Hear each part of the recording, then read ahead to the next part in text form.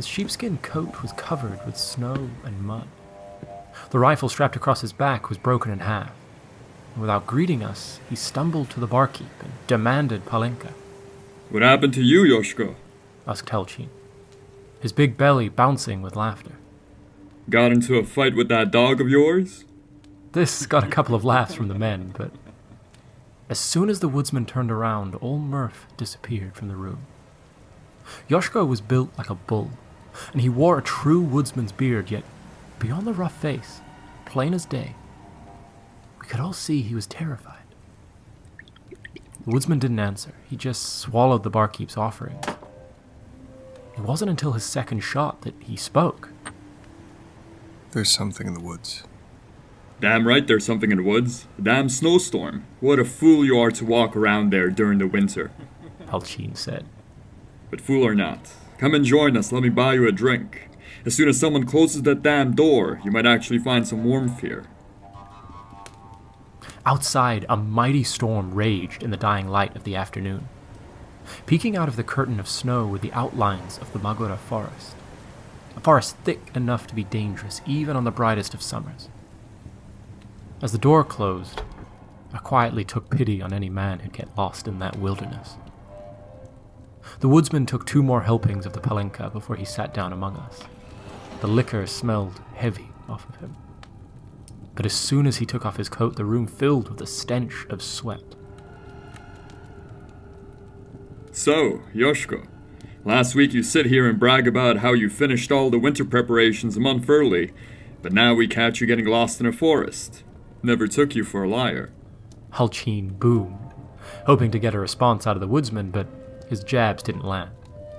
The man sitting before us was in no mood for arguments or jokes.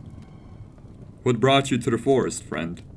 Halchin finally asked, with a hint of kindness in his voice.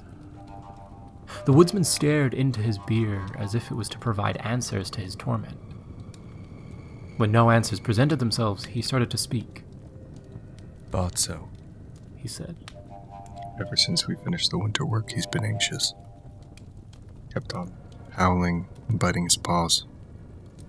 Figured taking him out for a quick walk in the forest would help. Ah, you're treating the dog like a child. Halchin hollered. You let an animal sleep in the house, and soon enough it feels entitled to complain. This got a couple of murmurs of agreement from the rest of the table. Bacho, much like the rest of the village dogs, was a product of untraceable parentage or breed. Yet he wasn't treated like the simple farm animal he was. The woodsman seldom left the house without the dog, kept him by his side whenever he could. He would even converse with it when he thought no one was watching. Even though both the hound and the woodsman were well liked, many crude jokes would be made on account of their relationship. Yet no one felt like joking that night. Where is Bato? Someone asked. The woodsman didn't answer. Instead, he took a dull swig of his beer. Getting out of the house helped. He said. As soon as we got to the forest, he was off like a cannonball, jumping around the snow, running back and forth on the path. I haven't seen him that happy all month. Wanted him to have his fun. Figured I would take him with me to check on the feeder and salt licks. The woodsman's words were hollow.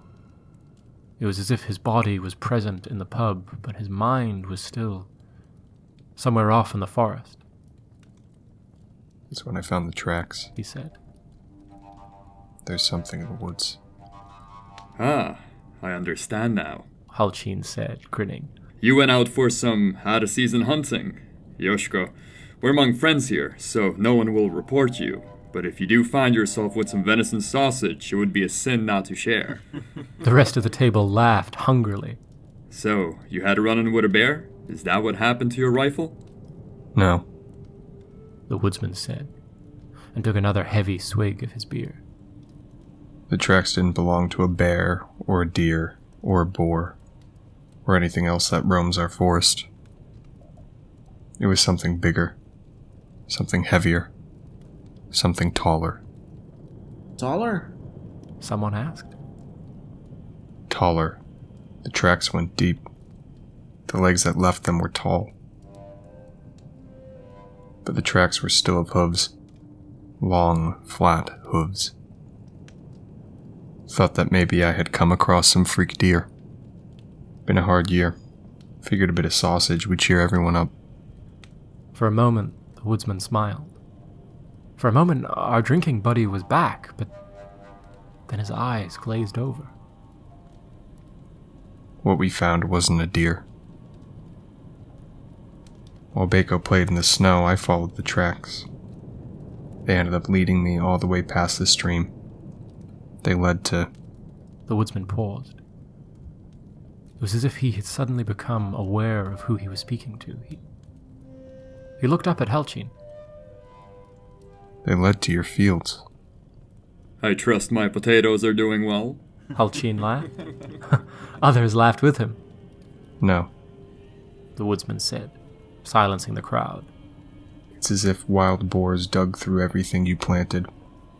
Everything is dug up. There's mud everywhere. That's ridiculous. Someone said. No boar is smart enough to dig through the snow. Is this true, Yoshko? You're not pulling my leg? When the woodsman shook his head, all the joy had left Halchin's eyes. For a moment, Halchin sat wordlessly, letting the anger fill his cheeks. What happened next? Who dug up my fields? He finally asked. Bako was too busy running around in the snow to notice the tracks. But when we reached the fields, there was no snow to play in. I tried to get him to follow the scent, to track down what other animal destroyed your fields. He didn't want to. The woodsman's voice jumped up an octave. His dark eyes closed. Bako wanted to go home. See, this is what happens when you treat a dog like a child. Halchin slammed the table, nearly spilling his beer. You treat an animal like a man, and they start to form opinions. That hound was meant to follow the scent. That hound was meant to lead you to the animals that wrecked my fields. He did. The woodsman said. Bako wanted to go home, but I forced him to follow the scent. I forced him to track down the animal. Good. Halchin said, calming. Have to remind the animal who the master is from time to time. Halchin looked beneath the table, as if he expected the dog to be there, but Bacho was nowhere to be found. For a moment it looked as if the man would ask about the dog, but he didn't. What did Bacho find? He didn't want to lead me, but I insisted. The woodsman said, his head bent over his beer in sorrow. He led me through your muddled fields down to the valley below. For a while I could see the tracks. I could see the long-legged hooves in the snow. But when we walked down the valley, the snow disappeared. All that was left was mud. Mud and fog. Bako kept whimpering. He kept looking back at me, begging me with his eyes to leave, but I didn't. I just kept on walking through the mud, hoping for some good meat. We were walking through the fog for a good 10 minutes when I heard it. I heard the animal. Like a mating grunt of a deer, but darker. I heard it come from above. Above? Someone asked. From the sky. Yoshko, are you trying to tell us you saw deer mating in the sky? No one laughed. Looking at the woodsman's terrified face, no one dared to laugh. The fog was far too thick to see through. I was barely able to keep track of Bako, but I could hear it. I could hear something groaning above us. At that point, even I was scared. I couldn't see anything. The dog was nervous, and whatever was out there in the fog was big. I tried to turn around. Finally, I was going to listen to Bako's instincts, but it was far too late. The woodsman attempted to continue his story, but no words left his mouth. He was still out there. Out in the forest, trying to make sense of what him and his dog had seen. Round of palanque on me, barkeep. Halchin ordered, breaking the tension for a split moment, yet as the glasses of clear liquid were placed on the table, the pub descended back into complete silence. Everyone was waiting for the woodsman to speak. He remained wordless until he'd swallowed his medicine. The legs. He finally said. The legs were the first thing I saw. Tall, gray legs, attached to a body I could not see. Those skeletal limbs were enough for me. As soon as I saw them, I ran. I ran and Bako followed me, but we weren't alone. The beast ran behind us. Its steps were frantic and clumsy, but it moved fast. Even on those disgusting thin legs, it kept up with us. And the groaning kept on getting closer, as if whatever was making those horrible sounds was descending from the sky. Out of nowhere, the animal put on a burst of speed and overtook us. It nearly trampled us as it ran ahead. Then it stopped. A head descended from the fog on a sickeningly long neck. Eyes blacker than the darkest night. A long purple tongue. And giant yellow teeth. Staring at me was the maddened snout of a beast I could never imagine in my worst nightmares. It foamed at its curled lips. It snapped its monstrous maw. I squeezed off one shot. Went wide. By the time I loaded the next. The woodsman nodded to his rifle propped up against the table. The barrel of the gun was crushed and bent, halved by a thick-toothed pike. There wasn't a second shot. I fell to the ground, and that horrible head descended towards me. Even past the mist, I could see those dark eyes. They weren't dumb. They weren't like the eyes of an animal I've ever seen. No. There was malice in those eyes. The beast wanted me dead. Not because of hunger, not because of fear, but out of pure spite. For a moment, I was sure that my days were numbered. But then... But... Someone whispered. The woodsman drained his mug and nodded. He jumped out of the beast's neck and tore into it. I didn't look back. I just ran.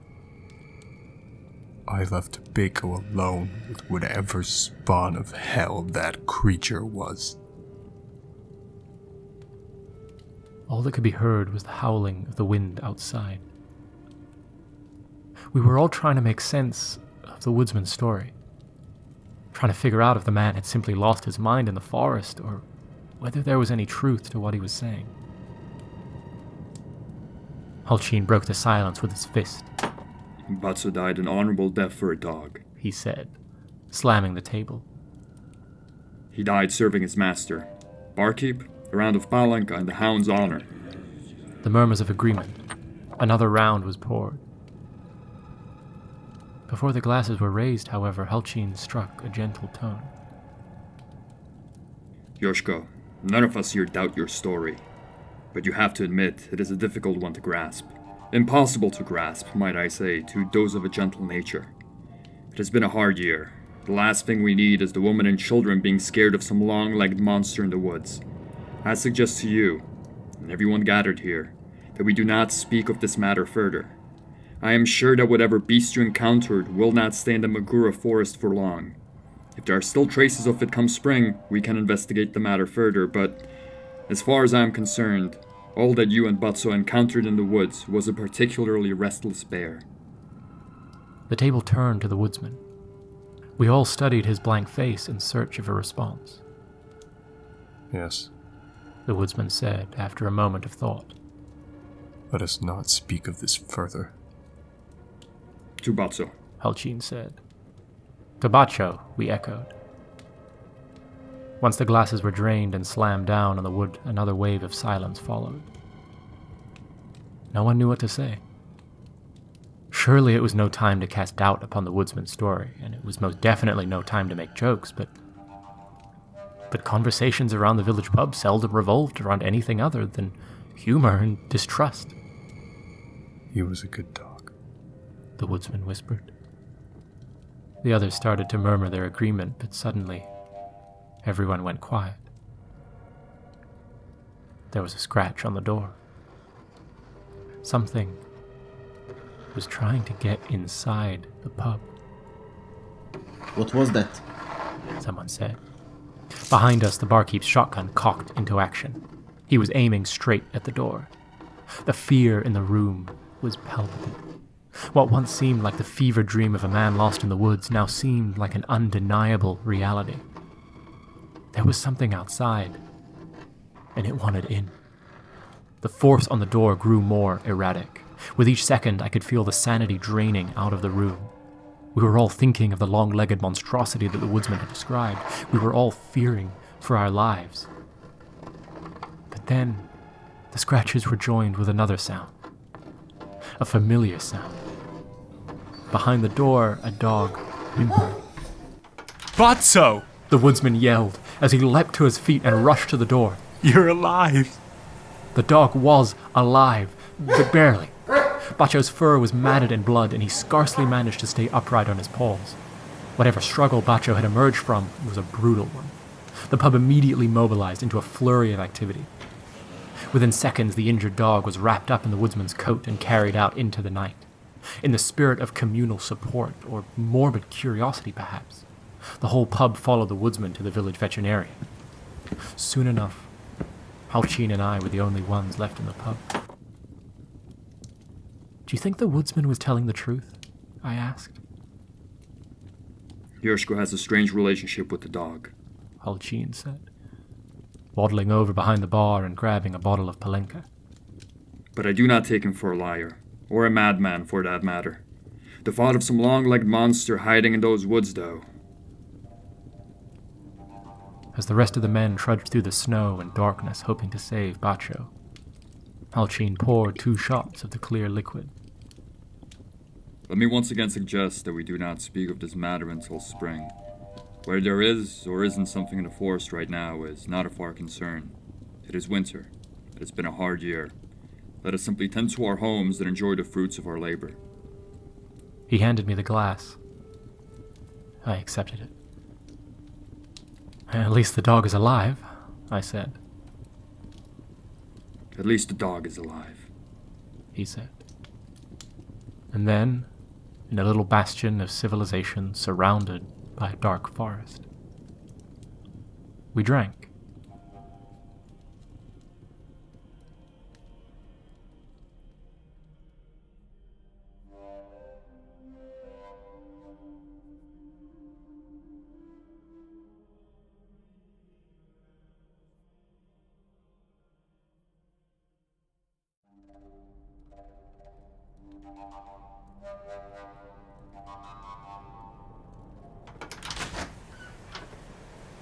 Drunk and panicked and loud, they crowded my living room. One moment I was calmly watching the evening news, enjoying the warmth of my fireplace, and the next I was surrounded by the village drunks. They demanded my help. At the front of the group stood Joshko, the village woodsman. Wrapped up in his massive coat, he held his dog, Bako. The eyes that looked up at me from the bloodied sheepskin weren't the eyes I was accustomed to seeing begging for scraps around the village. They were the eyes of a dying animal. Not even the most skilled of veterinarians could save the dog. His injuries weren't meant to be treated with medicine. They were meant to be treated with a shotgun. The crowd was insistent in their pleas for help. Yet when I asked what happened, they went quiet. The dog was attacked by a bear, someone said. The rest of the group murmured along, unconvincingly. With a bloodied hound in my arms and the scent of an obvious lie in the air, I ordered the drunken crowd out of my home.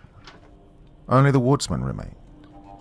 Save him, he said, his voice colder than the snowstorm outside. Joshko, I don't think there's much I can do here. Bako is... Do what you can, he said, and with that, my job was set out for me. I quelled the dog's whimpers with a tranquilizer and did my best to sew up his wounds, but the work I was doing was more symbolic than functional. The bites that mangled the animal's body ran so thick I was surprised that the dog was even capable of breathing. By the time my work was finished, the animal's flesh was stitched out of sight, but I knew his injuries ran deeper than any needle could fix. "Joshko," I said, looking at the bloodied creature on my table. "Bako's not going to make it through the night. I can make this easy for him. He won't feel a thing. With one injection I can—" No. The woodsman said. If it wasn't for Botso, I would surely be dead. He fought the beast and still had enough strength to come back to the village. The dog had the will to live, and I aim to respect that. "The beast?" I asked. The bear.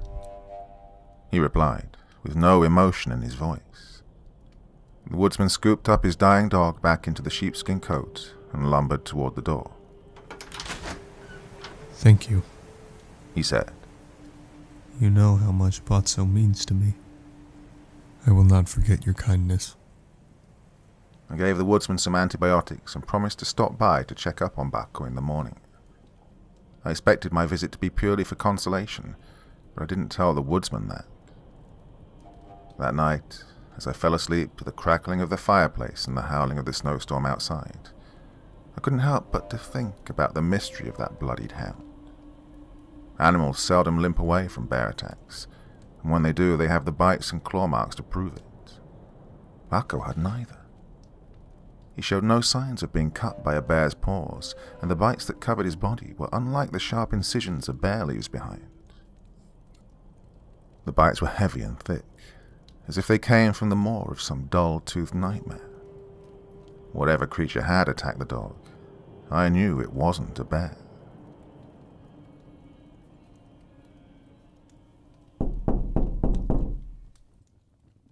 I woke up to heavy knocks on my door around sunrise. It was the woodsman. Much like the previous night, he had his coat off and nestled against his chest. Something is wrong, he said as he walked into my living room. "Joshko," I said, "the dog was not meant to survive. There's nothing else that could..." My words froze in my throat. With a mind still hazy from my dreamless sleep, I tried to make sense of what was in front of me. I blinked. Bako's big brown eyes were peeking out at me from the woodsman's coat. Something is wrong, the woodsman repeated, setting the dog down on the ground. The hound stood on his own without issue. His fur was matted in the dark remnants of his blood, but aside from that, the dog looked unharmed. As I stared at the resurrected dog, he started to wag his tail. I woke up to him licking my face, the woodsman said, sitting down at my table. His mammoth body slumped on the chair. Whatever amount of sleep Bako had woken him from was not enough. I convinced myself that what I was witnessing was a miracle, that what I was looking at was an act of God. It was the only explanation I could conceive of at the time. The woodsman had lost his wife 2 years prior. The dog was the only living remnant of their union. Surely a loving God would take pity on the man. "Did you pray for the dog to get healthy?" I asked. The woodsman nodded, yet there was little joy in his eyes from getting his prayers granted. There's something wrong with him, the woodsman said. I was overjoyed when I woke up, but there's something wrong with Botso. The dog sat down and watched me with eyes full of life. He seemed perfectly fine. In fact, he seemed to be begging for scraps. "Joshko, I think we're looking at a miracle here," I said. "The dog seems perfectly healthy." He's not, the woodsman said, and then, as if his words had awakened something in the dog, Bako's demeanor changed. Suddenly he was back on all fours, but the stance he struck was anything but natural. His paws spread out sideways, as if the legs he was standing on were suited for a table rather than a living being. Bako stared out into the ether, craning his neck as if he was reaching for something. The dog's loving gaze was gone. His eyes were pitch black. But then, as if some invisible switch was flipped, Bako was back. The dog sat down, scratched himself behind his ear, and then looked up to remind me he's hungry. That, The woodsman said. that's what's wrong with Botso. I stared at the dog, hoping that he would shed some light on his condition, but instead he just licked his nose. Could be a seizure, I said, taking a shot in uncharted territory. Looked a bit like that epileptic pig Halchin had last summer. He went with it to a specialist in the city. Maybe you should ask him. Halchin can't know about this. The woodsman said. Everyone who came with me the previous night, they can't know about this. Why? I asked. For a moment he regarded me with his dark eyes, probing my trustworthiness, and then he spoke. It was not a bear that attacked Botso. It was Halchin who insisted we tell people it was a bear. He says that my story would panic the village. But there was no bear attack. No. The beast that attacked us was... The woodsman's eyes wandered. He looked around my shelves. Do you have any Palenka? Not one for the drink, Joshko, I said. What attacked Bako? I have never seen or heard of the madness that I saw in the forest. The woodsman said after a heavy sigh. We were out in the woods following the tracks of what I could have sworn was just a really big deer when we met it. It was something like out of hell itself. Long legs, the neck of a snake, eyes like a nightmare. The thing would have bitten my head off if it wasn't for Botso. He defended me. He defended me, and like a coward I ran. Sensing the tremble in his owner's voice, Bako got up and sat down by the woodsman's feet. There was nothing but discomfort in Joshko's eyes. Is there any way I can help him? He doesn't seem to be in pain, but is there anything I can do? The woodsman asked. The woodsman's incredible story was still settling in my mind. I couldn't think straight. Make sure he takes the antibiotics I gave you last night, I finally said. The woodsman's face remained unchanged. He looked down at the dog as if it had the answers. Joshko, I said. After the state the dog was in last night, it's a miracle that he's alive. Celebrate that. Remember that. Perhaps these little episodes will go away soon enough. Like you said, he doesn't seem to be in pain. Just make sure he takes the pills. Well, I did my best to sound like a professional talking to a client, but I was dealing in the realm of the bizarre with a man whose sanity was starting to seem questionable. The woodsman picked up on my tone. You don't believe me? He said. To be honest, I'm still having trouble believing that Bako is alive, I said. For a split second, the woodsman's mouth twitched. Me too. He smiled. Just please, do not tell Halchin or anyone else in the village about this. I need some peace and quiet to think about it all. The mystery of the dog was discomforting me. I was more than happy to not speak about it. With a handshake, the woodsman parted, his resurrected dog tucked beneath his coat. Keeping the thoughts of Bako's miraculous recovery out of my mind during the day was manageable. There was television and the occasional visitor to keep me occupied. The night, however, was more difficult to contend with. It was during the night that I'd find myself standing at my window and looking out at the forest beyond. It was in the darkness of the Magura hills that I could imagine the creature that the woodsman spoke of. I didn't believe the woodsman's tale. I didn't want to believe the woodsman's tale, but I couldn't help but wonder about the creature that he described. I thought of a tall-legged beast that maims and resurrects, hiding in those snow-peaked trees, stole plenty of sleep from me. For 3 days I distracted myself, and for 2 nights I lay sleepless in bed. It was on the 3rd night that I found the Woodsman back at my door. He stood in my doorway, wearing his sheepskin coat, looking like a man who had seen death personified. That injection you suggested, He said, his voice dark and low. do you still have it? To euthanize the dog? I asked. He nodded. Vigo's gotten worse. He's not himself anymore. I should have never brought him over in the first place. That dog should have went when it was his time. The harrowed look in the woodsman's eyes let me know his decision was final. I did not argue. I simply retreated to my medical cabinet, grabbed the necessary supplies, and joined the woodsman at the door. When I tried walking out into the snow, however, his arm blocked my passage. Just give me the syringe and tell me what to do. There is no reason for you to join me. I did not want to argue with the man. He was far too big and there was alcohol in his breath, but I could not let him put down the dog himself. When I brought up his lack of training or experience, the woodsman refused to relent. Yet when I mentioned the fact that he might accidentally hurt the dog, his face softened. The woodsman let go of the doorway. Those episodes that Baco was having, they became more and more frequent. They became constant. The woodsman said, his voice weak with sorrow. You called them seizures. But that's not what they are. No.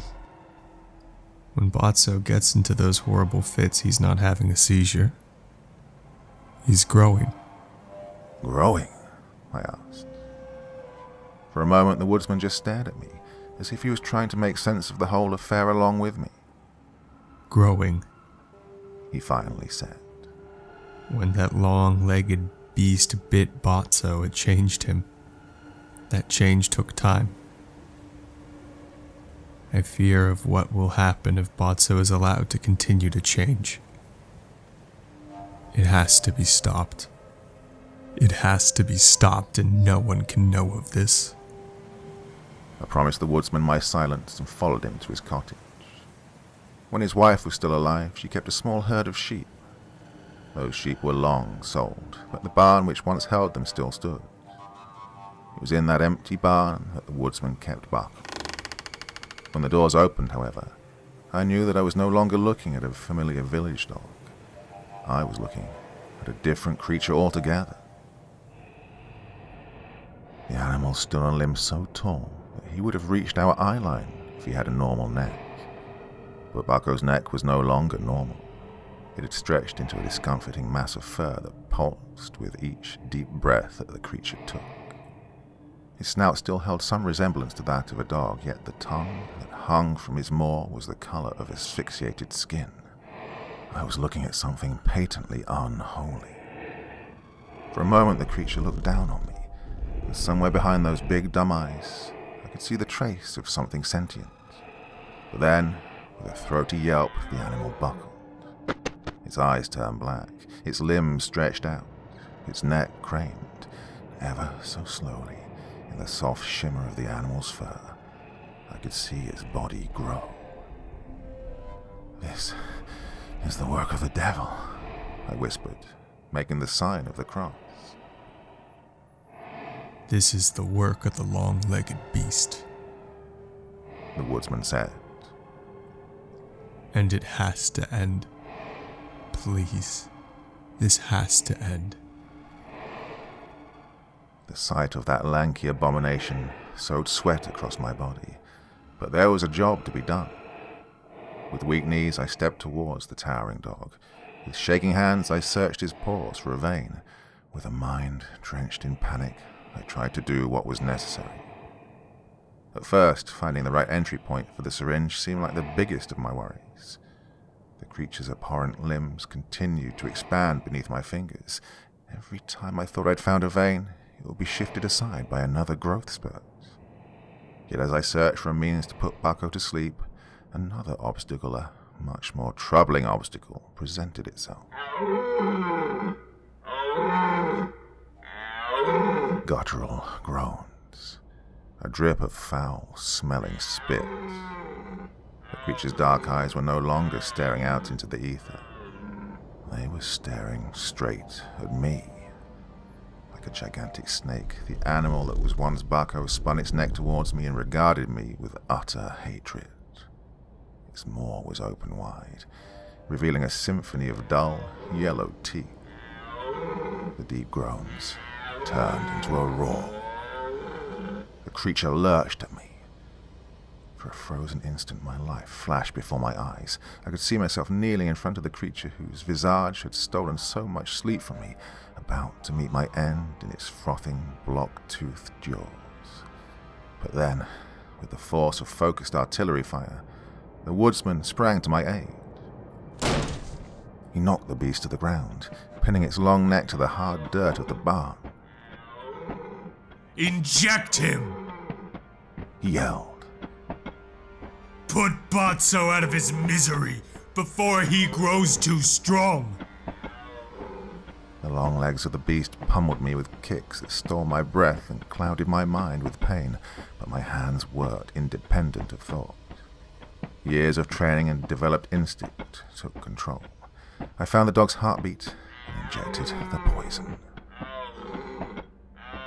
The beast writhed in resistance as my needle found its mark. But with every second that passed, the struggle dimmed.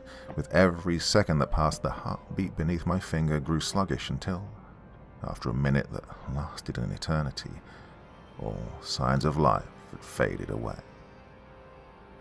Is he gone? The woodsman asked, still gripping the dead creature's neck. Yes, I said. He held his grip for a couple more seconds, as if Bucko would be reborn once more. But once the impossibility of a second resurrection became apparent, he let go. The woodsman stood up and regarded his dead companion. Drink with me. He finally said. Now, I'm not one for the drink, but I dared not to argue with the woodsman. The first shot of Palenka I took in his cottage soothed my terrified mind, as did the second, as did the third. At first we tried making sense of what had happened to Bucko, of how a bite from a mysterious creature in the woods could transform a dog so radically. But as the bottle of liquor drained, we spoke of different things. We spoke of the woodsman's wife, of loss, of what a hard winter it had been. In his little cottage at the edge of the dark wood, we drank and commiserated about how hard life could sometimes be. I woke up in my own home with a horrid headache and faint memories of the night prior. Under the aching exhaustion of a hangover, the horror that I'd witnessed the night before seemed a lifetime away. Yet, as I sluggishly went about my day, the memories started to sharpen.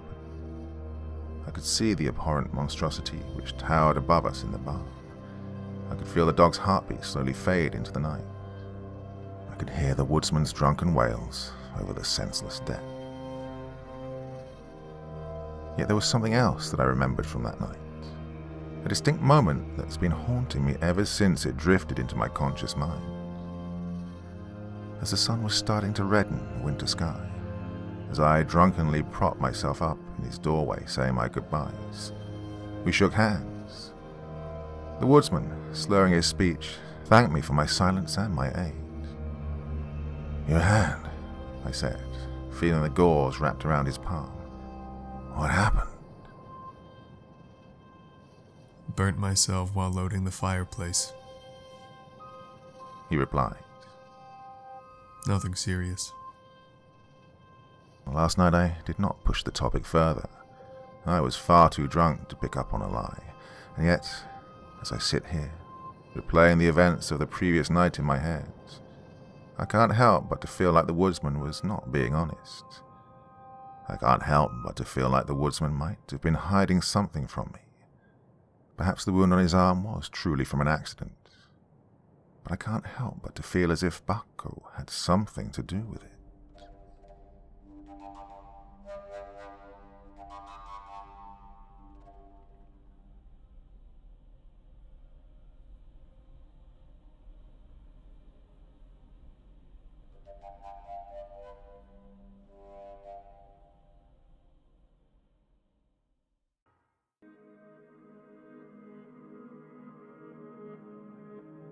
The Woodsman was a mountain of a man, but when I looked at him, all I could think about was the crushing reality of human fragility.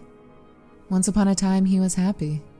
Once upon a time, you could see him walking through the village, hand in hand with his wife, their scrappy dog in tow.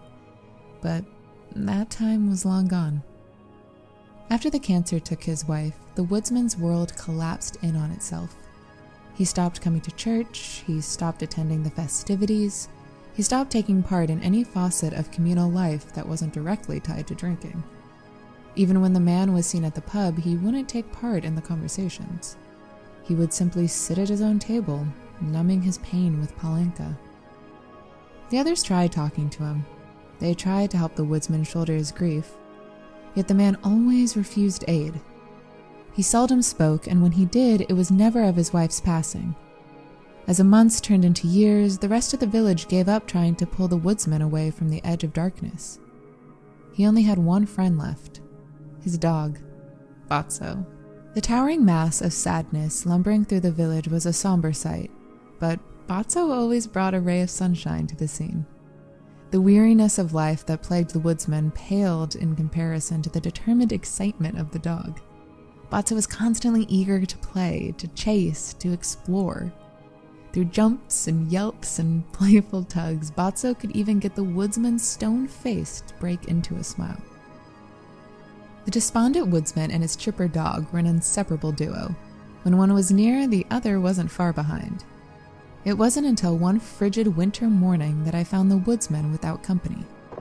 He stood in the yard of his cottage, shovel in hand, trying to dig a hole in the frozen earth. For a while I just watched him out of my bedroom window, waiting for Batso to run out from behind the barn and start playing in the snow. The longer the dog didn't manifest, the more uneasy I felt. By the time my mother called me down for breakfast, I was far too worried to eat. With dread bubbling in my throat, I put on my coat and walked across the road.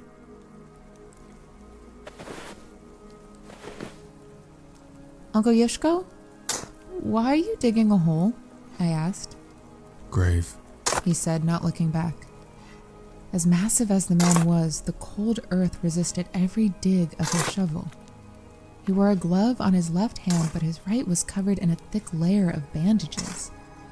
Fresh blood was crawling down the wood of the shovel. A grave? For who?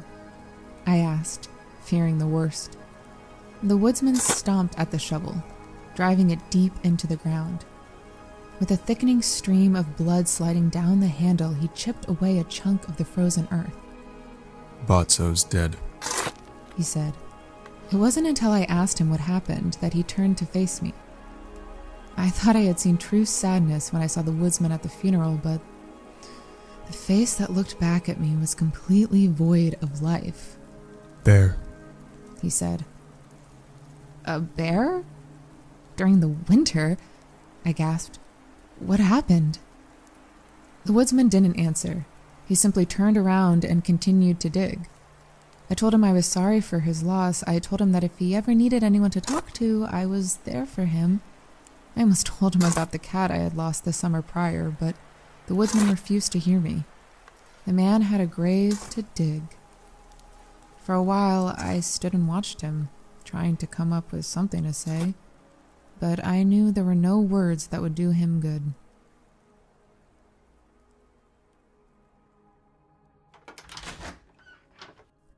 My daughter has no business conversing with that drunk! My father yelled when I came back home. For years, that man has been overpouring palenka into his throat, but 2 nights ago the dam broke. The madman decides to take his dog for a walk through the forest in the dead of winter. Stumbles into the pub covered in mud, claiming that a beast attacked him and the hound. Drinks himself half to death while telling us the story too. The bastard was lucky to get out alive. He shouldn't be so lucky to talk to my daughter. I was getting ready to yell something back at him, but then something caught my attention. Beast? I asked. Bear, he quickly replied. Yosko and his dog got attacked by a bear. That red noticed the man behaving like an idiot. If Yoshko was reasonable and treated his hound like an animal instead of a child, he would have stayed at home. It's the winter. None of us have any business in the forest. Batsu is dead, Dad, I finally said. Batsu is dead and Uncle Yoshiko is burying him in the yard. The man is crushed. He needs someone to talk to. He needs help. The news of Batsu's death calmed my father's tone, but he still insisted I stay away from the Woodsman. I don't want to see you hanging around that man, he said. There is no helping him now. I didn't want to believe him. I wanted to believe that with enough care and patience, anyone could be helped. So that morning, as my mother baked a pie, I baked one along with her. As soon as my father passed out for his afternoon nap, I walked across the road to the Woodsman's house. A pie for a grieving man wasn't much, but it was the best I could do. I did not find the Woodsman in his cottage. Instead, I found him standing in the old barn where his wife once kept sheep. Outside, Batsu's grave was starting to gather snow. Inside, the Woodsman was staring at the rifle hung up on the barn wall. When I interrupted the man out of his sorrow-filled trance, he was confused. Why did you bring me a pie? He asked. It's always better to be sad and full than sad and hungry, I said. Why do you care if I'm hungry or not? We live in a village that's in the middle of a dark forest. It's good to help each other. It took the Woodsman a moment to comprehend. Thank you. I wish I could repay you somehow, but all I have is palenka, he finally said. I won't drink with you, but if you want, we can share a slice of pie? The Woodsman nodded. The inside of the Woodsman's cottage was bare. Most of his furniture and belongings had been traded away in search for more palenka, and what remained was purely functional in value. The only thing that hung on his walls was a singular crucifix and a photograph of his long-gone family. The Woodsman, his wife, and Batsu. Once upon a time, they all looked so happy. Last summer, a truck ran over my cat, I said as we ate by the Woodsman's creaky table. For one spoonful of pie, I regretted saying it. For a moment, I feared that me bringing up my own loss would insult the Woodsman. But his face was not one of anger. Mitsa. Good cat, he said, smiling as if he was talking about an old friend. Your father lent her to us when we had mice in the basement. I'm sorry for your loss. I'm sorry for your loss, too. They don't stay for long, the Woodsman said, looking at the family portrait. His eyes quickly moved towards the shelf where the palenka was kept. With all the remnants of a smile disappearing from his face, the Woodsman started to get up. I need a... The Woodsman jumped to his feet, nearly overturning the table. He stood straight as a nail, his arms extended to his sides. He looked like a man whose limbs had suddenly become foreign, like a man possessed. Uncle Yoshiko? I asked, pushing the table back to 4 legs. Are you okay, Uncle Yoshiko? The man stared off into the distance as if I did not exist. His arms shook as if they were trying to grasp something just out of reach. His neck craned as if his skull was trying to escape his body. The man looked utterly unhinged, but then, as if an invisible switch was flipped somewhere deep inside of his brain, the Woodsman relaxed. At first, I was invisible to him. At first, the Woodsman simply stared down at his hands as if his body had somehow betrayed him, but soon enough he remembered me. I need a drink, he mumbled as he made his way to the shelf. What was that, Uncle Yoshiko? I asked. Are you all right? I don't know. Disappeared there for a moment, the Woodsman said, grabbing the bottle of palenka. Lost a lot of sleep last night. Could be that. Or it could be the drinking. Uncle Yoshiko, that looked like a seizure. Heavy drinking for a long time can cause those. The man took out a shot glass, but he didn't fill it up. Alcohol can cause seizures? He asked, holding the bottle by his chest. Yes, and worse, alcohol abuse can do so much harm to the brain. One of the worst side effects is the worsening of depressive... The bottle of Palenka came crashing down to the ground, but it wasn't because the woodsman listened to my words. He was back in that horrible state, his feet firmly on the ground, his arms extended as far as they would go, his neck stretched well into discomfort. The woodsman's body was hijacked once again. Yet, this time as he stood in the middle of the broken glass, his look was different. It wasn't the far-off gaze I had seen before. The woodsman's look was one of utter hatred and malice. He was looking straight at me. From behind those black eyes, I could feel an indescribable hatred reaching out for me. Whatever being possessed, the woodsman was one of pure spite and malice. I wanted to run away, but my legs refused to move. Instead, I sat frozen, watching the woodsman's hateful scowl worm its way closer. But then, with a blink, the woodsman returned. He looked down at the broken bottle at his feet. I need to rest, he said. You should go home. Thank you for the pie. I tried to ask the woodsman if I should call a doctor, but my mouth refused to open.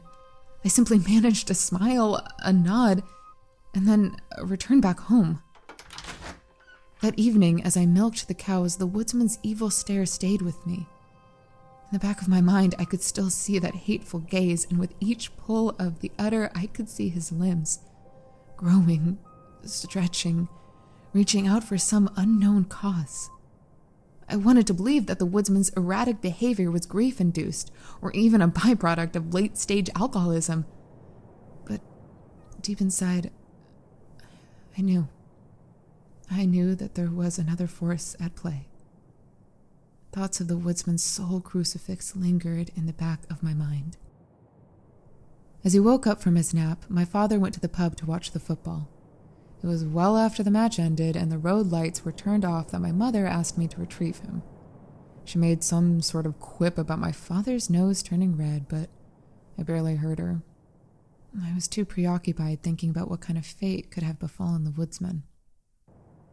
I took my flashlight, but the moon was bright in the sky. Even though the air had teeth, the night itself was calm. The snow-capped trees of the Magura forest stood still, undisturbed. Bears did roam the forest, but they only did so during the summer. In the winter they slept. In the winter, they didn't kill dogs. For a moment I just stood still, trying to use the night silence to clear my mind. But then a throaty groan broke through the calm. The lights of the woodsman's cottage were off, but the sound was coming from his property. I had not forgotten his bewildering stare, and the strangeness of his condition still terrified me, but my will to do good overtook my fear. The groans sounded strange, thoughts of a drunken, grieving man needing help washed out the madness I had seen in the afternoon. I knocked on the woodsman's door. It creaked open on its own. Who is it? The woodsman's voice rasped. I brought you a pie this afternoon. I came to pick up the dish. Come in. Outside of a stream of moonlight, the woodsman's cottage was drenched in pitch darkness. That sliver of light, however, bounced straight onto the man's rickety table. A small natural spotlight illuminated my pie pan. With no words to say, I grabbed the object and turned to leave, but a voice spoke to me from the darkness. Thank you, the woodsman said, his tone labored. Thank you for your kindness. When you walked into the barn to bring me the pie, I was looking at my rifle, thinking about... Another throaty grunt broke through the calm night. I knew that the woodsman made the sound from the shadows, but the tone was completely inhuman in nature. Do you miss Mitsa? The voice from the shadows asked. Do you wish you could see her again? She's gone, I said. A truck ran her over last summer. The woodsman let out a little chuckle, but it was quickly followed by another pained grunt. It wasn't a bear that attacked Batso. The men at the pub told me to say it was a bear, but it wasn't a bear. When Botso and me were in the woods, we met something worse. Much worse. What did you meet in the forest? I asked, thumbing the edge of my flashlight. There was something horribly wrong with the woodsman's voice, something that made my heart race with a primal urge to flee. I don't know. But when the creature attacked Botso, he started to change. Slowly at first. But the dog started to change. He started to grow. Grow? I asked, with my stomach in my chest. Yes. His paws grew taller. His neck grew longer. His teeth grew stronger. After the creature in the forest bit him, Botso started to change. Whenever he was growing, his mind would drift away. What you saw happen while we ate our pie, that was me going through some changes. Before I put the dog down, he bit me. At first, I thought he passed the curse of the forest beast to me. But now I know it's not a curse. Something slithered in the darkness. I couldn't help myself. I flickered on my flashlight. I tried to scream, but only a choked gurgle left my throat. My body was completely seized with terror. I wasn't looking at the woodsman. I was looking at a horrid abomination that carried his face. His arms and legs still bent like a human limbs, but they were far too long and bony to resemble anything even remotely human. The woodsman's neck had morphed entirely. It slithered like a live rope made of skin, gently pulsing with each beat of his heart. The man was a mess of long, bent flesh, but his face still remained the same. Don't be scared. He groaned. With another animalistic grunt, his head bent and sent a clump of spit to the floor, but soon enough he was looking back at me. Do you want to see Mitsa again? You need help! I finally managed to scream. There's something wrong with you and you need help. I'm gonna call the priest. I turned to dash towards the door, but there was one swift motion. The woodsman's leg blocked my path. Like an impoverished spider, the man raised himself to his towering limbs and started to edge towards me. When my mind leaves, my body grows. I can see them. I'm with them. I am with them in a forest. I see Botso. I see Magdalene. The three of us are together. When my mind leaves, I'm back with them. With the monster wearing the woodsman's face approaching me, I searched for something to protect myself with. In the darkness, I could feel the rough shape of a crucifix. You can see Mitsa again. If you let your mind leave while your body grows, you can be with the cat again. She was a good cat. She was a... I expected screams. I expected him to writhe in pain, but he didn't. As I stabbed the woodsman's long arm with the crucifix, he didn't even flinch. You can see Mitsa again. He repeated, his head descending to my eye level. You just have to let your mind leave your body. His lips flared up, revealing a row of dull, yellow teeth. Even under the dim shine of my flashlight, I could see the raving hatred inside of his eyes. Without a second thought, I threw myself into the moonlight. I didn't register the broken glass. I didn't think about where I was running. I just ran. I knew that he was behind me, and I knew he meant me harm. I ran to the nearest place where I could hide. The woodsman's barn. With the barn doors barred behind me and my flashlight off, I hid in the darkness of the wooden enclosure. I prayed that that long-necked monstrosity would stop at the doors, that he would go hunt different prey, and for a moment I thought my prayers had been answered, but with another horrid grunt, the creature knocked the barn doors down.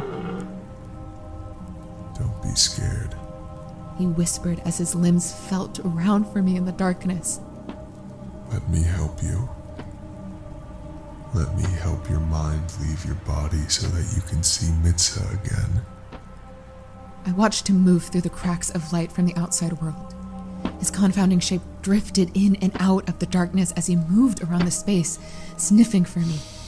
His neck strained closer. His spit smelled of an infected wound. There you are. He said, breathing heavily through his nose. You will see Mitsa soon enough. You'll be together again. The long-legged beast stood in front of me, its dull-toothed maw clicking and leaking. You will see your friends soon enough. The monster boomed as it craned its neck for the kill. Just let your mind leave your... A flash of light. As soon as the shot came out of the woodsman's rifle, I dropped the gun. For a moment, I stood in the darkness, waiting for the beast to spring back into action, waiting to die. But it didn't. Instead, all the dogs in the village started to howl. With one quick flip of my flashlight, I made sure that my shot had been true. It was. The woodsman's head had a hole in it, and the monstrosity that it was attached lay dead on the barn floor. Without a second thought, I turned off my flashlight and ran to the pub. I didn't even make it halfway down the road when I met my father. He was in a drunken procession of the pub men, armed with axes and pitchforks. Apparently someone had heard a rifle go off. My father thought I would be safer back home. I didn't argue with him. I barely slept that night. Images of the nightmarish creature and fears of being pulled out of bed for murder haunted any attempt that I made at sleep. Yet when I made my way downstairs in the morning, there was no talk of monsters or murder. The story was simple. During the night, the woodsman had shot himself. I told you there was no helping that man, my father said as we ate breakfast. And this he was right. The man that I had seen the night before was beyond saving. The man I had seen the night before was no longer a man. I thought about leaving the matter be, of not pushing it further, but curiosity still lingered somewhere deep inside of my mind. Dad? I asked. Was it really a bear that killed Botso? Yes. He said without hesitation. The woodsman's dog was killed by a bear, and then he shot himself. We will not speak of this matter any more. Leave it be. I stayed silent. I stayed silent partially because I knew that if I kept on asking questions, I might end up revealing some of my own secrets. But I also stayed silent because of the fear in my father's eyes. He knew that it wasn't a bear that maimed the woodsman's dog. He knew that the bullet that killed the woodsman wasn't self-inflicted. He knew that when he died, the woodsman was far from human. I stayed silent. I stayed silent because from the look in my father's eyes, I could tell that the missing puzzle pieces to the woodsman's stories were ones of jagged iron. I stayed silent because the madness that laid behind the man's transformation was beyond my comprehension. I stayed silent because I knew the matter of the woodsman and his dog was better left alone.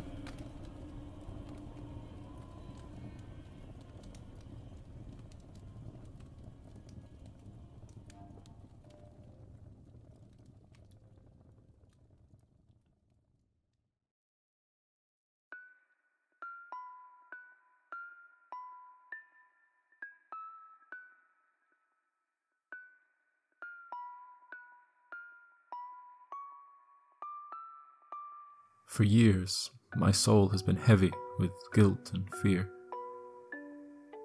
For countless nights, I've stayed dreamless, questioning whether my transgression could ever be forgiven.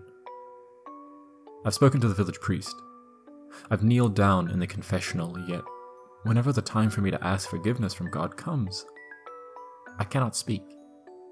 I cannot verbalize the nature of my sin. So instead, I come here, to this corner of the world made from wire and screens, and perhaps sharing my story with a faceless choir of the internet, I'll be able to find some amount of respite. I sincerely hope that by confessing to the masses, I'll be able to rid myself of some of the guilt. But I know that even if I could forgive myself for what I've done, the fear of what I've brought into the world will never leave me.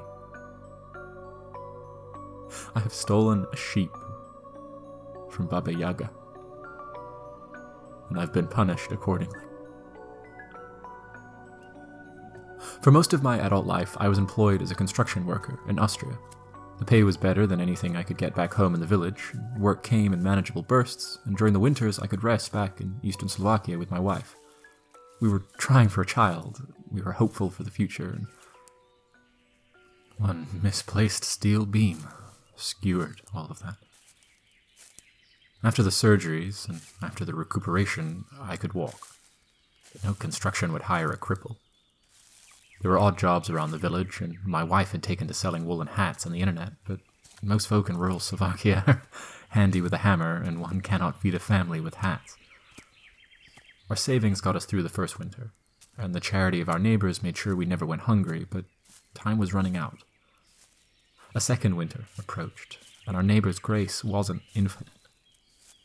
Every moment of my life, an alarm clock counted down above my head, steadily leaking dread.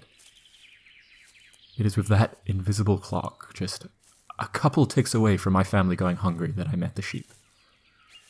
I was hobbling in the forest when I found it. Perhaps I was there to clear my mind, or maybe I was convinced that with enough walking I could cure myself. But regardless of what thoughts were drifting through my mind, as soon as I saw the sheep, my attention was singular. The animal stood opposite me on the dirt path. A chewed-off rope dangled off its neck, and its eyes were as dumb as those of any barnyard animal, but there was something about the sheep's wool that made the rest of the forest disappear. Without a second thought, I made my way up to the creature and stroked its fur. Like a soft summer wind, the wool caressed my palm. Somewhere in the cozy embrace of the comfort, a thought started to manifest. My wife could do wonders with this wool. "Bah!" the sheep said, as if agreeing with me. I looked around. We were alone in the forest. There were no witnesses. Yet before my mind stumbled down that dark path, my eyes drifted towards the rope around the sheep's neck. Someone had the sheep tied up. Someone owned the sheep, and the animal had simply run away. I bit down on my morals, grabbed one end of the rope and led the sheep down the path to where it came from. I convinced myself that its owners would be happy that I brought the animal back and might even provide a reward. I convinced myself that I was doing the right thing. As we walked, however, I couldn't help but look at the sheep's ears. Neither of them was marked. The sheep did not have an owner. Not legally, at least. "Bah!" the sheep said, as if agreeing with me. The way from which the sheep came was not an easy one to walk. The path jagged and steep, and for a moment I feared that my leg couldn't handle it, but I pushed on regardless. A voice deep in my mind demanded I do the right thing. After a painful climb, I reached a clearing on top of the hill. Before the sheep and me stood the queerest cottage I had ever seen. It was built of tiles and logs, just like any other home one could see in the village, but the cottage had no front door. The cottage had no front door and stood a couple meters off the ground on top of what looked like a giant chicken leg. In lieu of an entrance, there was a ladder that led up to the base of the home. A rope, chewed down to the stub, hung from one of the steps. My healthy leg went numb thinking of how painful the journey up the ladder would be. "Is anyone home?" I yelled at the cottage in the sky. I found your sheep!" I waited and waited, but there was no response. The rope was beyond repair, and wolves were known to stalk the woods. I figured that the sheep would be safer with me. I convinced myself that taking the sheep back home was the right thing to do. "Bah!" the sheep said, as if agreeing with me. When I walked inside our cottage, I took the sheep with me. We had no barn to house the animal in, and I feared that if someone saw the sheep tied up in front of the cottage, they might take us for thieves. Hiding the animal in the hallway, I went to prepare my wife for our new houseguest. When I entered, she was ecstatic. While I was hobbling out in the woods, my wife found an antique set of porcelain while cleaning out the attic. After a cursory glance online, she tracked down a collector that was willing to part with a hefty sum for the cups. I was excited about her money-making opportunity, but she was not excited about mine. When I opened the door to reveal the animal in the hallway, my wife was furious. She told me I should have left the sheep where it belonged, that I should have stayed away from the strange cottage, that I should have kept to my own business. Yet, when I convinced her to touch the sheep, when she truly understood the softness of its wool, my wife relented. From those clouds of white, she could make hats fit for a lord. Combined with the porcelain money, we could comfortably scrape by through the coming winter. Bah! The sheep said, as if celebrating with us. For a while, we simply ran our hands through the sheep's wool, bathing in our good fortune. But soon enough, a question slithered into the room. I don't know if it was I or her that verbalized the sentiment, but it was in the air long before it was said. How much can you sell a sheep for? Bah! The sheep said, as if it too found the question interesting. At first, my wife and I simply guessed. We fantasized about what we could do with a sudden influx of money. Soon enough, however, the yearning for the potential money galvanized into a concrete need. With the hat and the porcelain profits, we could scrape by. But if we sold the sheep, we could prosper. That evening, I left my wife alone with our soft house guest and made my way to the pub. Halchin, the portly general store owner, was quick with a price estimate, but he was even quicker to ask about the sheep. At first, I avoided the topic and told him I was merely curious about the economics of animal husbandry. But with a couple of palenka shots, he loosened my tongue. Ah, Ferko, you scoundrel. Halchin laughed as I finished whispering my tale. And, you say the sheep isn't marked? I nodded. Well, then aren't you lucky I have a cousin with a stamping machine? Would be more than happy to help the sheep find a home, if a small finder's fee would be involved, that is. How much? I asked. €5, he said. Nothing steep. It has been a hard year. All I'm looking for is a symbolic price. We'll even help you find a buyer. With a handshake, it was settled. With a handshake, I had crossed the line from a reluctant Good Samaritan to a thief. After a couple shots of palenka, we sat down with the Woodsman. His wife had started raising sheep just a couple months prior, and after a couple more shots, we had a buyer. The barkeep kept the palenka shots coming, and the closing time of the pub dragged long into the night. By the time we were finally asked to leave, all the road lights had been extinguished. With borrowed flashlights, our ethanol-scented crowd started to stagger its way home. Even in its drunkenness, the group moved far too fast for my hobbled walk. Soon enough, the other beams of light disappeared. Soon enough, it was just me, the village road, and the dark forest beyond. After months of worry, I'd finally found a moment of respite. And the euphoria of alcohol and sudden financial gain, I found myself happy. Peasant, have you by any chance seen a sheep come through here? The voice of an old woman creaked out of the darkness. The damn animal chewed through a rope that held it. I sensed that it might have come through here. There was a gentleness in her tone, as if she wasn't calling me peasant as an insult, but rather as a means of stating a fact. I spun my flashlight searching for the stranger, but found only more darkness. Are you deaf? Or are you dumb, peasant? The voice asked, its kindness crackling. Have you seen a sheep come through here? I wanted to say the truth. I wanted to do the right thing and return the stolen, but the alcohol on my breath had a different plan. No, I said.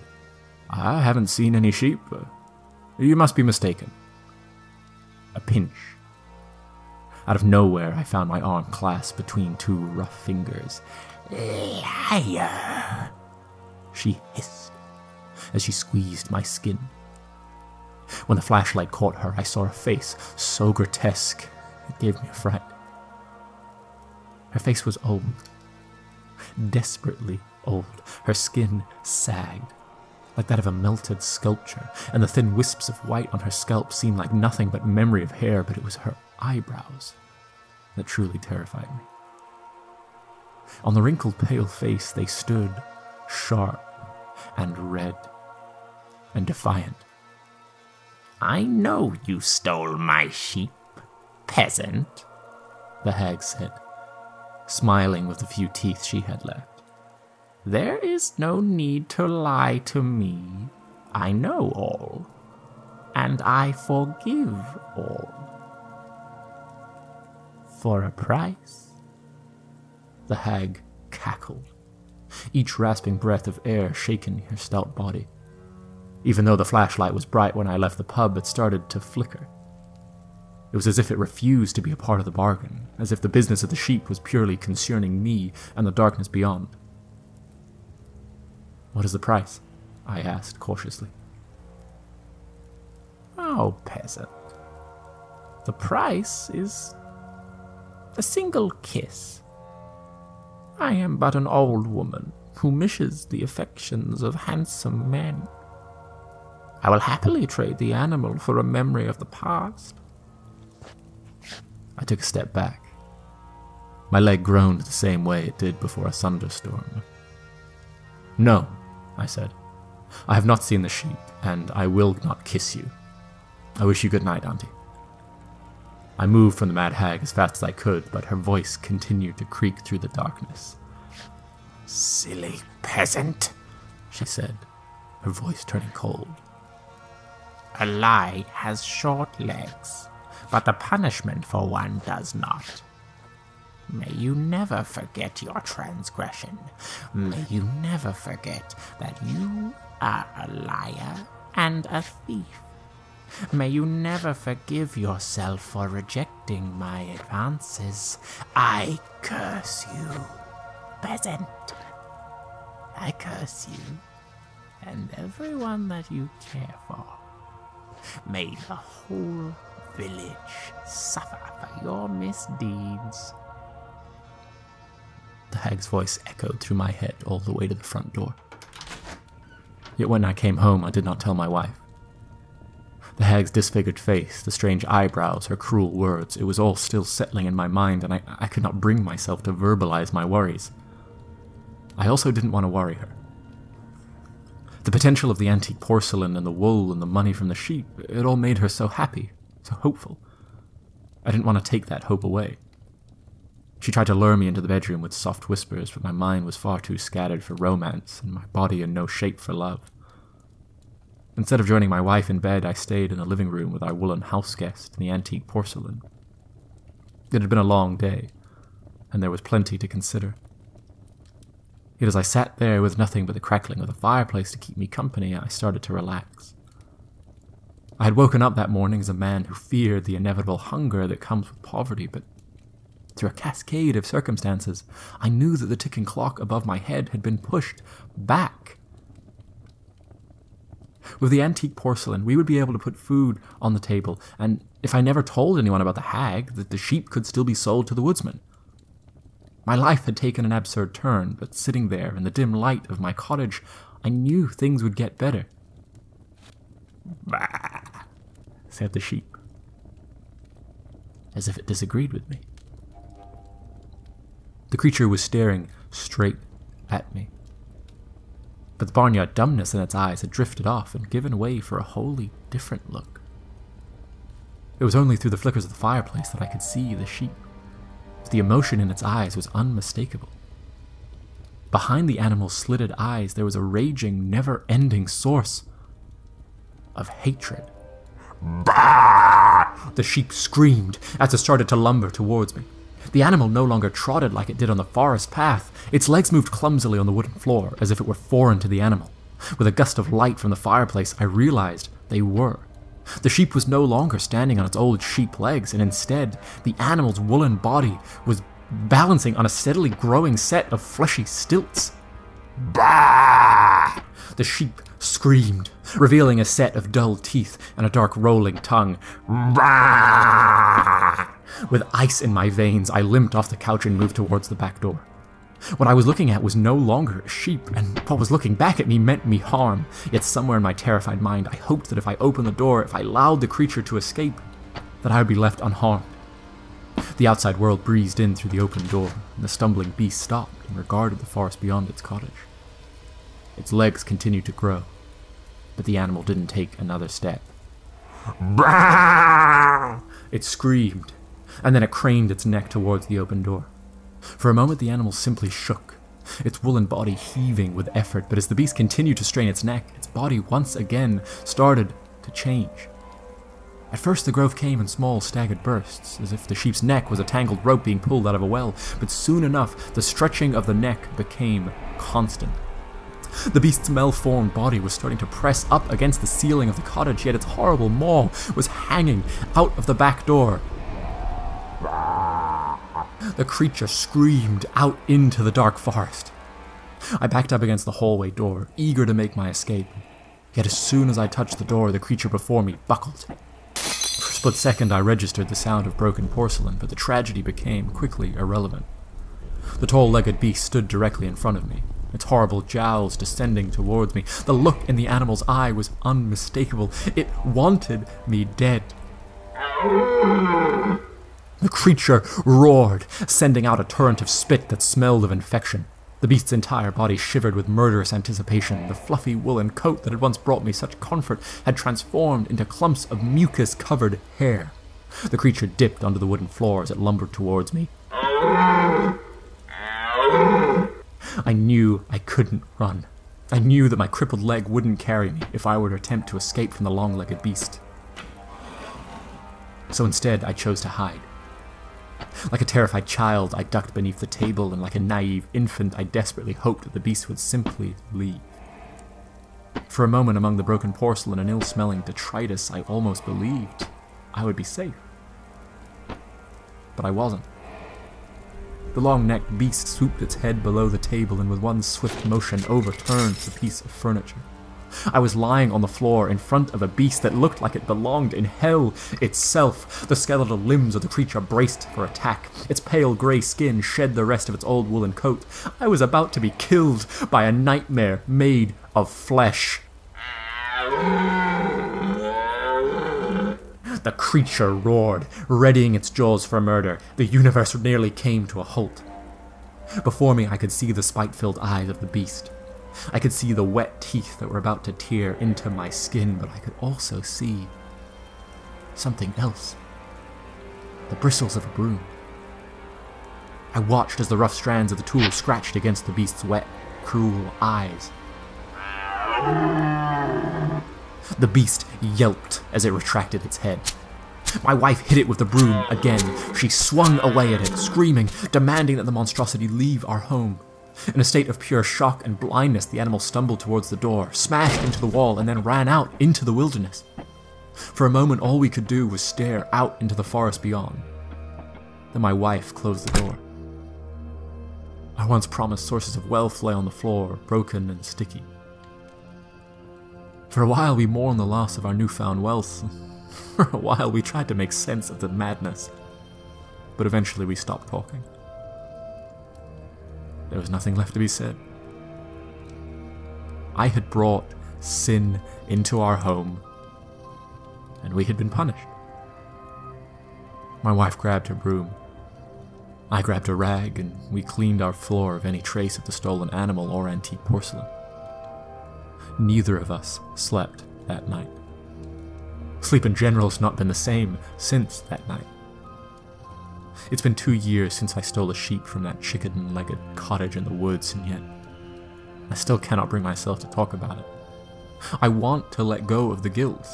I want to carry on, but my transgression was not as simple as theft. If I'd simply stolen something, I would seek atonement with a priest. Yet the nature of my sin does not only lie in breaking one of the commandments. The raving horror, that monstrosity which ruined my health, it is a being of pure evil. It is a being of pure evil, and I'm responsible for bringing it into existence. For years my soul's been heavy with guilt and fear. For years I've searched for forgiveness. And I know I'll never truly find it. My theft might have been forgotten, and the long-legged creature may have driven away from the village, but I know that somewhere, out in the Magura forest, the long-legged beast still walks. Until it's dead, and until I can be sure that it can no longer bring anyone harm, I'll never sleep easy.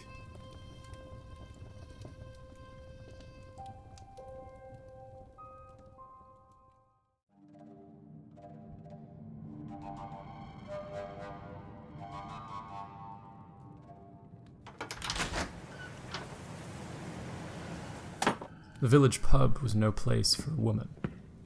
Yes, our wives and daughters would occasionally cross the threshold of our sanctuary to drag us back to our duties, but none of them ever sat down for a drink.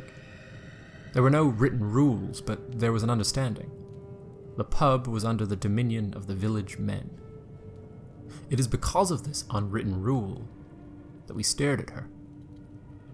The sword she had sheathed across her back only intensified our curiosity. She rode in shortly after sunset, her boots heavy with snow and her step filled with purpose. Without looking at our table, she sat down at the bar and ordered a shot of Palenka. The barkeep laughed and offered her a soda, but his demeanor quickly changed. She might have given him a look that the rest of us were not privy to, but most likely the barkeep simply noticed the hilt of her sword. Without a second word, he poured her the liquor. In one fell swoop, she swallowed the shot, and then asked for another. At first, we all sat there, wordless, studying the stranger who had entered our secluded slice of civilization, but soon enough Halchin, the portly general store owner, verbalized our communal curiosity.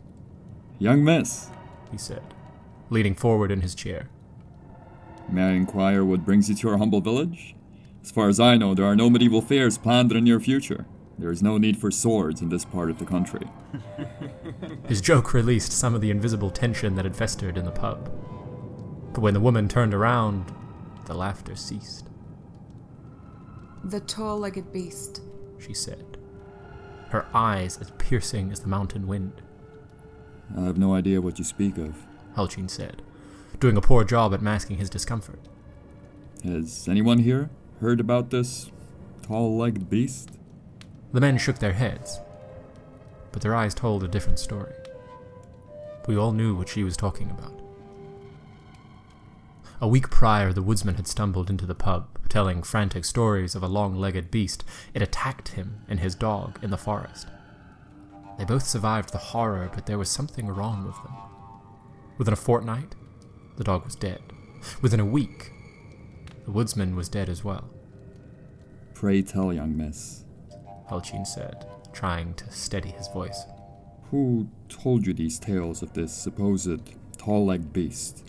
Are you sure you didn't simply hear an exaggerated story of the bear attack our village experienced a while back? The stories I have heard were not of a bear attack.